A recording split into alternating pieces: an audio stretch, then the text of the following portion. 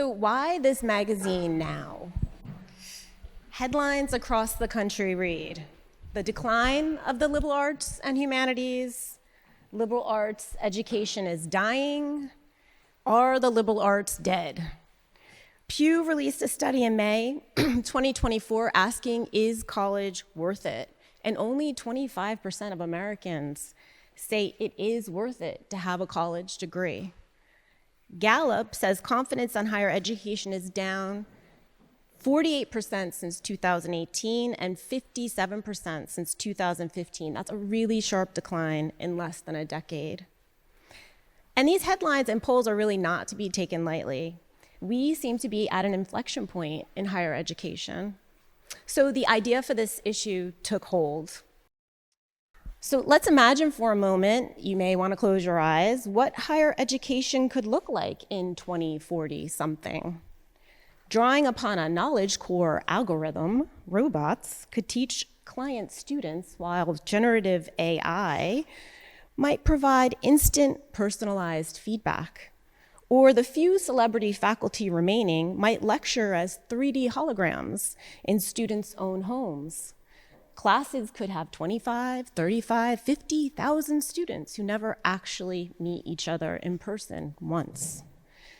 Let's not even think about student evaluations at that point, right?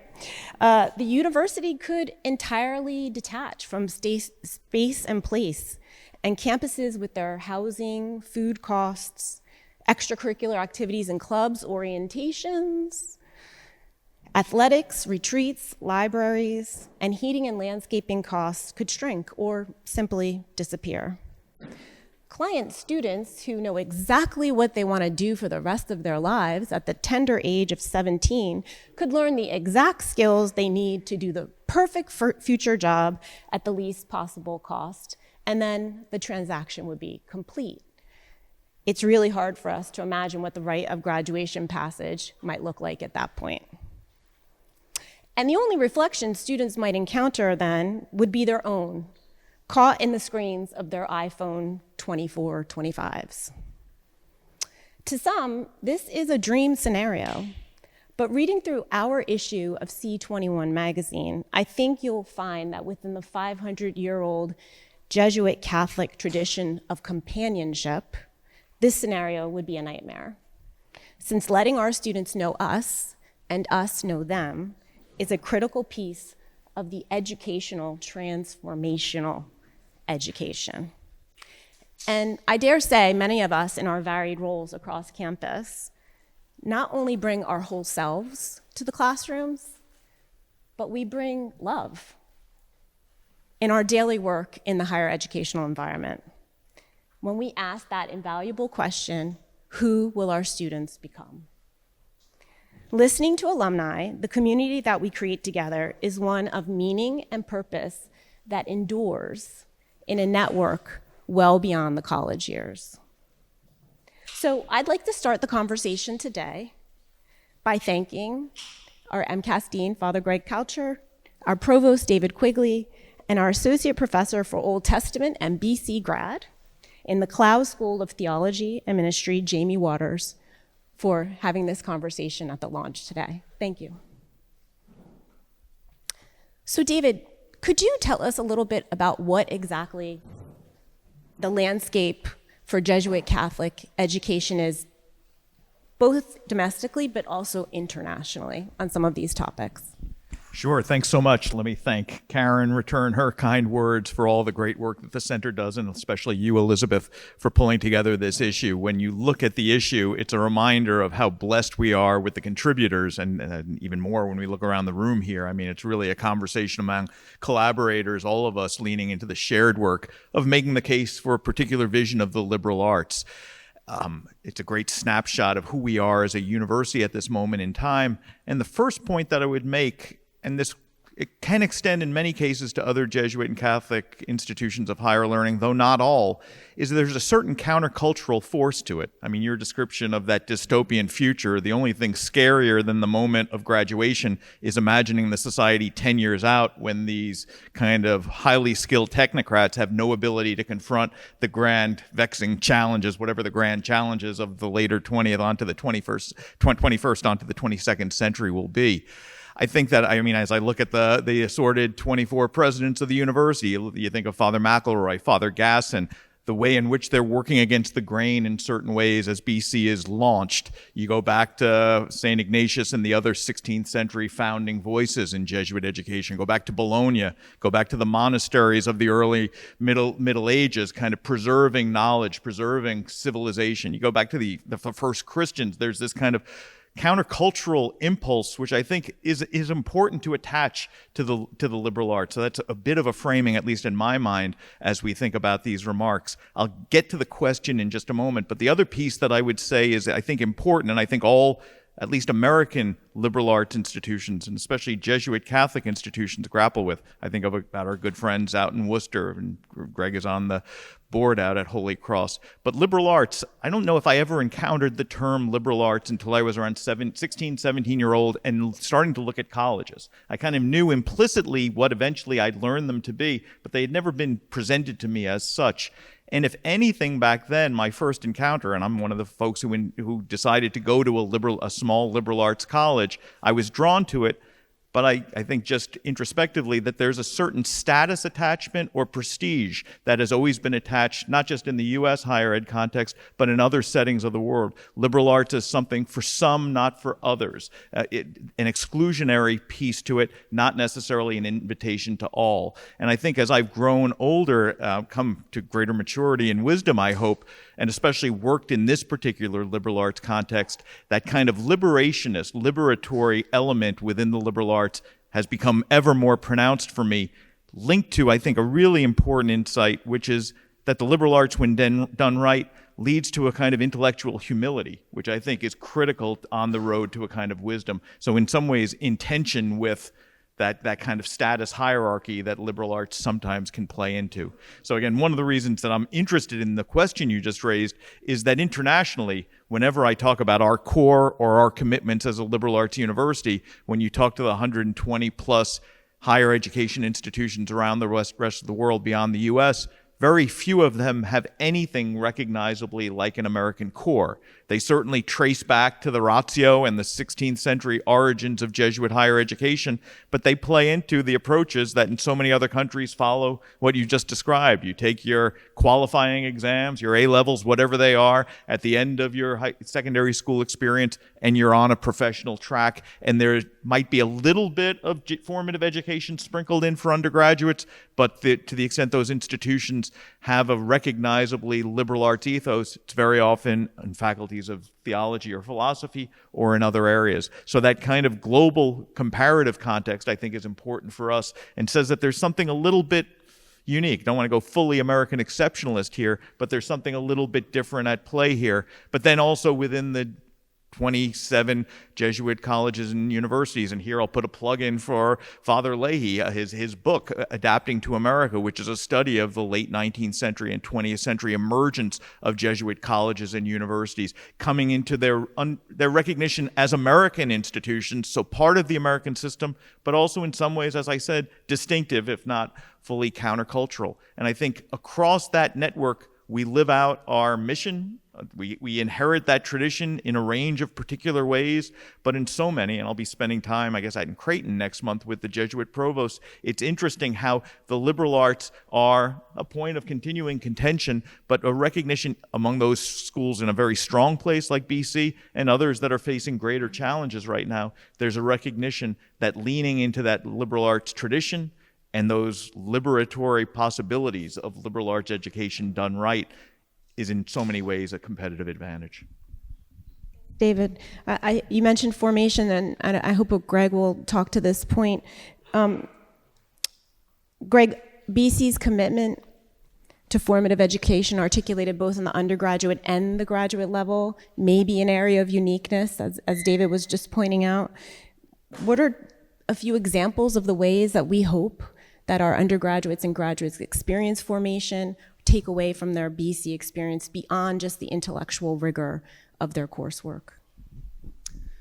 Thanks, Elizabeth, and let me join David and Jaime in thanking Karen for drawing us all together, and thanks to all of you for coming. I want to pick up on a strand of what David was talking about in terms of the liberal arts and freedom and connect that to formation. I think we don't probably often enough make that connection, that a liberal arts education is an education for freedom, to be authentically free, to be an authentically free human being. And I think our formative efforts are in part grounded in that kind of idea. So I think you adverted to Father Kovenbach's question about who our students become. So often when I'm talking with parents or students about what we're trying to do here, I'll reference that talk from 20 plus years ago at Santa Clara, where Father Kovenbach said the measure of our schools is who our students become. What kind of person do they become through their experience of a formative liberal arts education at Boston College? And I think part of what we hope for is that they become authentically free. And that doesn't mean free to do whatever they want. It's not freedom as license. Instead, it's responsible freedom. It's freedom that's grounded in human dignity and that is working for the common good. And I think it's also important from a Jesuit perspective to recognize that formation for freedom is, in a sense, grounded in the spiritual exercises. The spiritual exercises are about how do we help people become freer to hear God's will and respond to it? How do we help people to be freer to choose the greater good? How do we help people to be freer to discern well?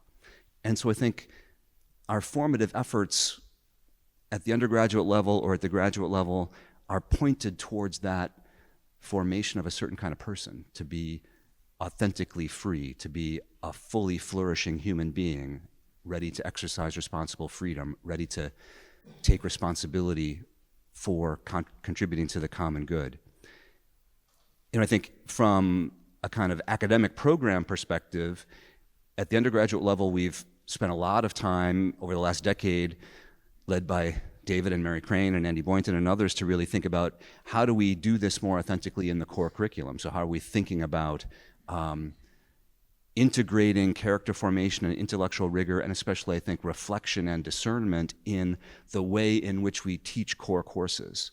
So we could talk a lot more about that, but I think the kind of reflective, formative intentionality, the importance of pedagogy, and maybe you'll talk about faculty a bit later, but I think the pedagogical intent that we bring to this is particularly formative. And how are we helping students to make connections among things? How are we helping students to ask good questions about what they're learning? Not just what is all this information, but what does it mean and why is it important and how does it change me? There's all kinds of formative programs that are co-curricular that are helpful too. I think something like the halftime retreat is something that I've been involved in different ways, which I think is really critically important from the Center for Student Formation. Again, introducing students in a way to formation. What brings me joy? What am I good at? What does the world need? Or a set of reflective questions that connect to what they've done in their classes, hopefully, in a kind of integrative way. The graduate level, formation at the graduate level, I think, is a harder thing to get our minds around and to implement, and I think we need to do more. I think the current strategic plan at the university has called us to think more seriously about formation in the entire university community, and we've focused a lot of good attention on the undergraduates. How to translate some of that into graduate programs is more challenging. In my own experience, before coming over to the Morrissey College as a law school faculty member, I think I spent a lot of time in sort of the law school cognitive halftime, which was called Sidebar, but another kind of effort to get students to think about what are they doing. And often in a way that's different from our undergraduates, law students coming from a range of different undergraduate experiences haven't thought about some of those questions. And so I think it's critically important in that kind of setting. I also found as a law school faculty member, I was conscious of my teaching in a formative way. especially in a course like civil procedure, for example? And how are we helping students learn to navigate the system in a way that's conscious of who they are as a lawyer and how that's impacting people? I think more broadly, we have to think about how to bring those questions of formation and discernment into other graduate programs. And one of the challenges, I think, is that graduate programs are different. You know, they're even within the Morrissey College, the different graduate programs across the range of departments have different kinds of focuses. I think in recent years, there's been some effort to do halftime sidebar type things in philosophy and theology, which has been successful. Maybe more broadly, and I think this is hard, and I'm not sure how we begin to go down this path, but part of what formation for graduate students has to be, I think, is introducing them to a wider intellectual landscape. You know, they come from an undergraduate background, they choose to specialize in a doctoral program. The focus is, in a way, about getting very expert in a narrow question, but part of what doing that at BC ought to be is, I think, trying to connect that narrow expertise with a wider intellectual landscape, and how do we do that well across programs? I think we've got a lot of work to do there. We have to ask ourselves what's different about having done a PhD or a master's degree at Boston College, and I think some of that has to be connection to this wider integrative vision that might not always be present in a graduate program at other places. But I don't think we've done enough on that front yet. So one of the questions we're often asked is, why does the core have such a large footprint? Why are there so many core classes? Jaime, could you tell us, you're a professor of the Old Testament. Was that what you wanted to be when you were 17 years old thinking about coming to Boston College? No, thank you. No. and my family certainly didn't expect this at all. No, when I started at BC, I was a political science major. I thought I might go to law school. I don't know what I was going to do after that, but that's kind of what I had come up with. And in my first semester at BC, I took perspectives on Western culture with Carrie Cronin. And in addition to a political science class and some other core classes that just were of interest, and I found myself really drawn to theology and philosophy and not really as excited by political science as I had hoped.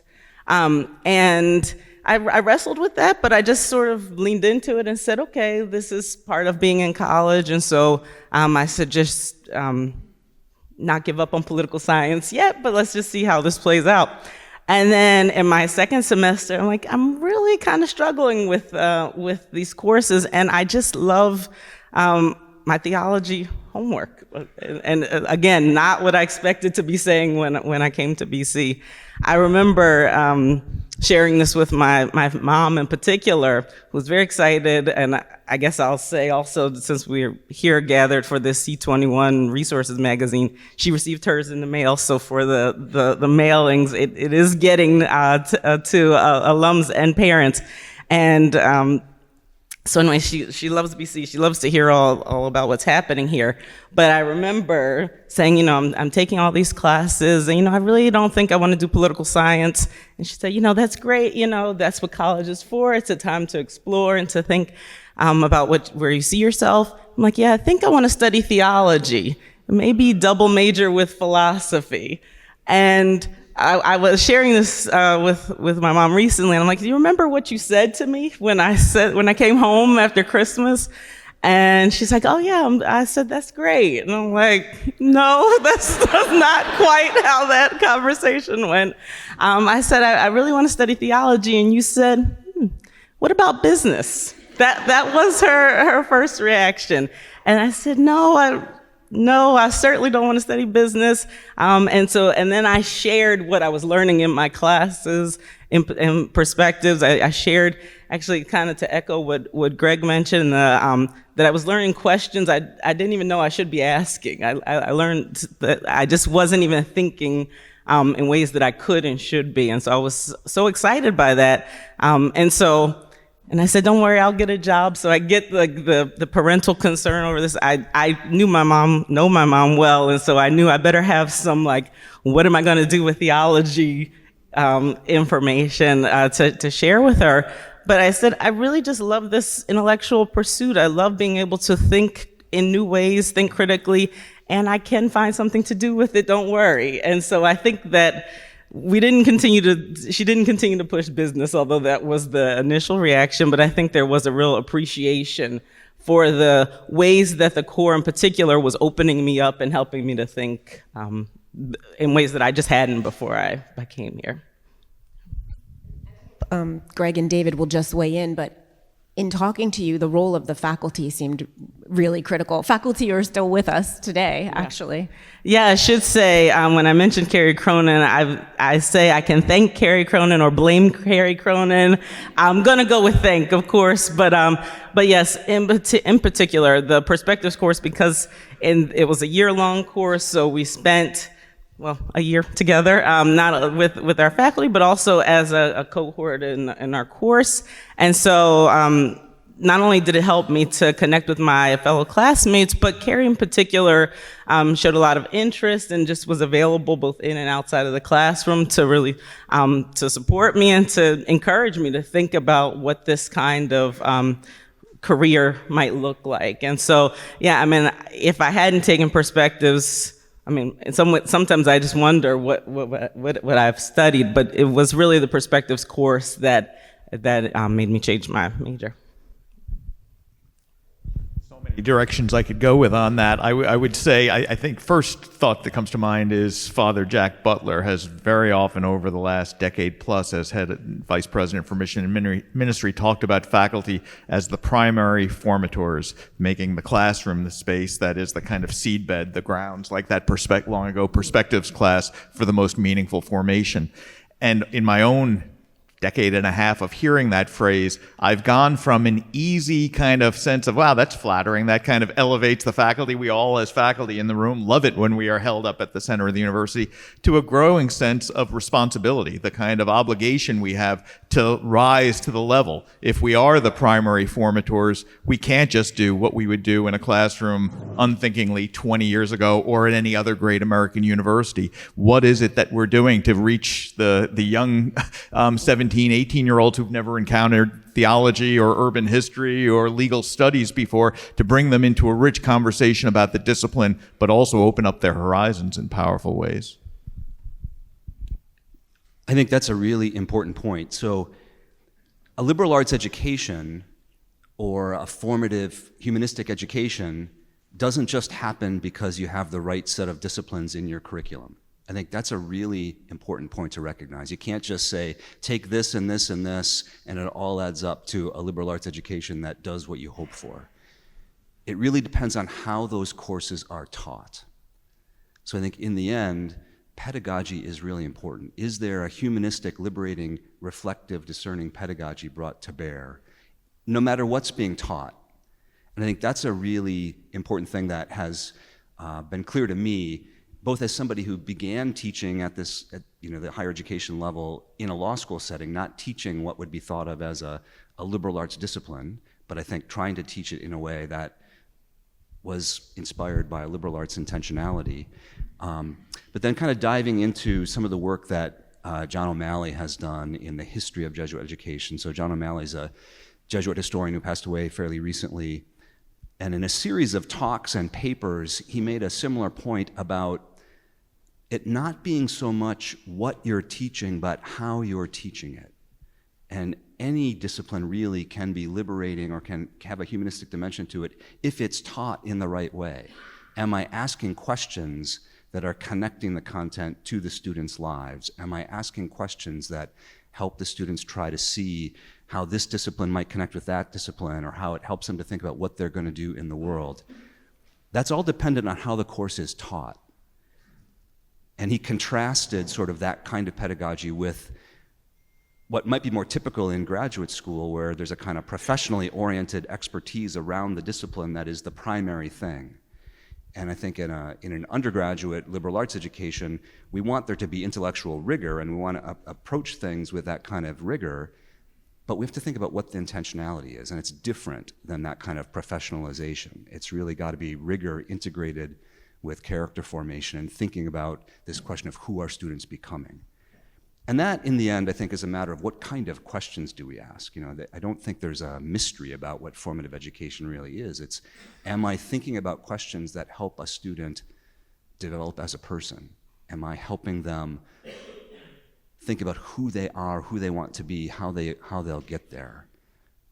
So maybe I'll just close by saying I think who the faculty members are and how they understand their role is really essential to the success or failure of something distinctive about a formative Jesuit Catholic liberal arts education really is. So that's the point I think that Jack Butler's making when he says the faculty members are the primary formators. Students come to a university for the academic program. There's all kinds of formative things that are going on in all kinds of great ways across the university. But they're coming here, I'd say fundamentally, for the teaching and learning. So the faculty members have to be the primary vehicles of what's distinctive here. They have to be the primary providers of what's distinctive here. And they have to understand that. And I think faculty members don't often come with that understanding. Their own undergraduate education might have been quite different. Their own graduate professional education might have been quite different. So I've tended to see my own role as dean in an important way as trying to convey that part of what we're doing and hiring and preparing and forming and promoting faculty members is really thinking about, do they understand their role in this kind of education? How are we helping them to become really good teachers in this formative way, contributing to this liberal arts project? Because if they're not doing it, it's not going to happen just because I take a history class or just because I take an English class. It has to be, how is it taught, most fundamentally? David, I want to ask you, so it's almost a year now we've been wrestling with how do you assess the impact and value of a liberal arts education. We've tried to apply an economic lens, a sociological lens, a historical lens, right? We've looked at it a lot of ways, but how might you provide some guidance to us? And one of the programs that you've brought to campus is the Boston College Prison Education Program, and I think that really complicates, in some ways, what we think a liberal arts education is for. So maybe you can talk to that. We could go on all day about what we're doing out at MCI Shirley, where the first graduates will receive their BC bachelors on the 23rd. And Dean Goodman will be there recognizing those Woods College graduates. One of the interesting encounters, and it's a similar experience to what we've had on campus. When I arrived in the late 90s, and especially as I moved into the dean's role in 2008, into Greg's current office, there was a little bit of a zero-sum, more than a little bit. There was a considerable zero-sum thinking about it's either liberal arts or it smacks of professional preparation. And over the last decade and a half, and I begrudgingly will give so much credit to Andy Boynton, the dean of the Carroll School, on this, we've reached a point where very few, I'd say just about no one else in higher ed is able to kind of think about moving back and forth. So as we've thought about pathways for undergraduates, for partnerships between faculty, for drawing on resources with Carroll, Cannell, Lynch at the undergraduate level, Woods as well, now Messina with Morrissey, there's been a kind of rich back and forth, and it's been interesting. Both our anonymous funders for the prison education program and the Bard Prison Initiative out of New York that's been a great partner on the work, there was an impulse on both of their parts to go in and teach these men a pure liberal arts approach where it would just be history, philosophy, theology, the good stuff. What's been interesting there is the men on the ground at MCI Shirley in some ways had the insight that we've found here on campus that they're thirsty for that stuff, that the theology is in many ways the highlights for many of their experiences there. There's a Thomas Merton Society chapter at MCI Shirley of all places. Yet they are constantly looking, is there an entrepreneurship kind of experience? The Harrington family, John and his son Brian, have opened up wonderful opportunities with Boston area businessmen coming in, that they know the liberal arts are critical, but the liberal arts connected to the ways in which they might imagine making an impact in their communities for their families. And so for me, it's been eye-opening to think about how you can move back and forth between different experiments, different settings, and draw learnings that can enrich what we're doing with 9,000 day students on campus. thinking of the great assessment question, which is one of those which we're never going to quite come to the answer to, but continuing to put it before us is essential. And I thank you, Celeste Wells, others who've done such great work with the core and thinking through meaningful and authentic forms of assessment.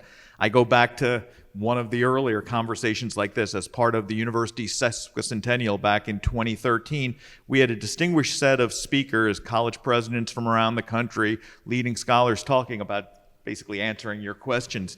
And the one that stayed with me was Andrew Del Banco, a great literary scholar at Columbia who's written widely in the New York Review and with his books on higher ed, its history, its current state, its prospect. And there he gave the answer, which I'd heard him give at different settings previously, but he drove it home as part of our sesquicentennial.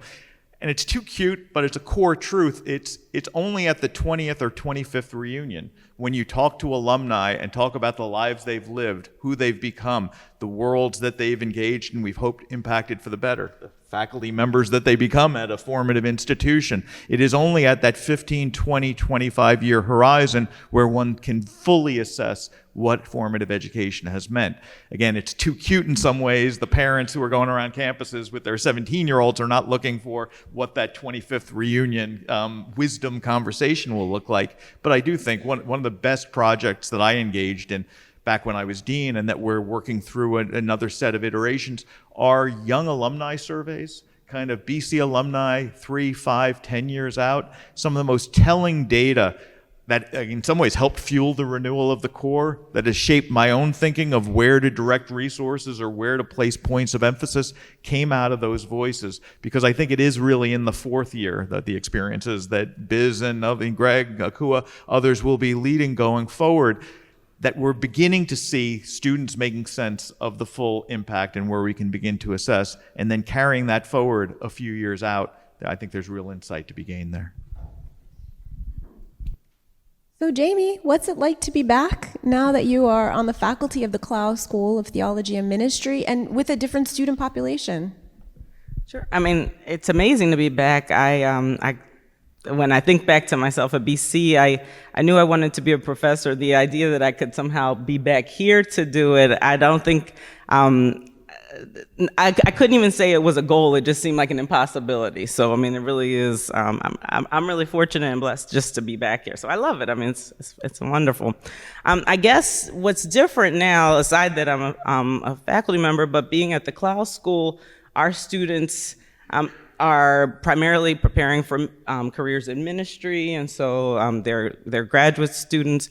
And so it's interesting both to be able to reach that population, which is a different group of students or different types of students than I initially started with teaching. I started teaching primarily undergrads.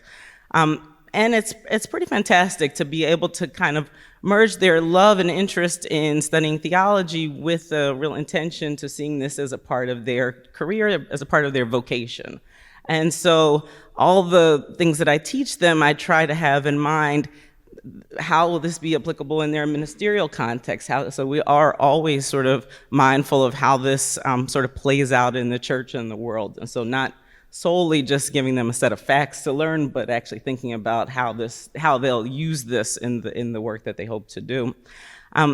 This sort of builds a bit on Greg's point just about graduate students, because as you were talking especially about formation for graduate students, I think in this instance, the Clough School may not be just the only exception, but is a really great model. And obviously I'm biased since I'm a professor there, but graduate student formation is central, and it makes sense for the type of work we're doing that would be so central. But we have students preparing for ordained and lay ministry, and so not only do we have programming, but we have staff who are dedicated to our graduate students' spiritual formation and development. And so it is really an intentional piece of the school that not only it comes through in our classes, but it's there right alongside in sort of all the programming that the Clough School offers. So it could be something useful, or at least a model or something for other graduate programs here to consider, to think of ways that to be intentional about creating opportunities and moments for sort of formation at the graduate level. So appreciative for this conversation, Jaime and Father Greg and David, and of course Elizabeth. Thank you again, and have a great rest of the week. Take care.